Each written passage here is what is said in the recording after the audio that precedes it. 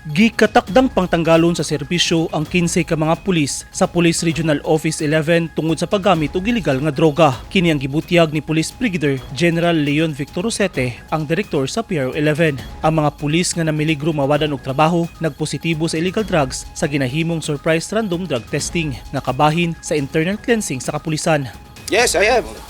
This is in line with the guidance of our Chief PNP to enhance the internal cleansing efforts dito sa ranks namin at nakikita nyo naman ang dami nagpa-positive sa illegal drugs. Ito po ay dito lang sa ating Davao region meron tayong 15 since last year. Sumala sa PRO 11, nagsubay sa saktong proseso ay sila girekomenda na tanggalon sa organisasyon.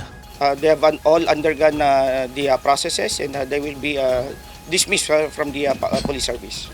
Matod ni Rosete, ana-ana sa iyang lamesa ang pangalan sa 15 ka mga pulis nga gikatakdang pangtanggalon sa ilang pagpanerbisyo. Sumala pa nga ang mga pangalan anaa sa ilang resulta sa investigasyon sukad niadtong niaging tuig. They are now all recommended for the dismissal and yung mga paperwork is now with the investigation and andyan na po sa amin. Nasa table ko na po yung iba at madidismiss na po sila. Giklaro ni Rosete nga ang mga pulis nga nagpositibo sa illegal nga droga pulos mga non-commissioned officer. Pero apektado ang ilang mga kumander kay adunay himuon nga aksyon ang PRO 11 subay sa principle nga command responsibility.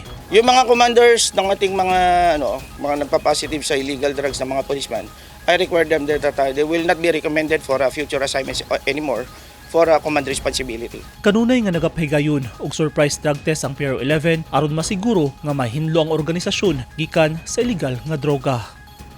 Eugene Hinutan, Newsline Philippines. Stay safe.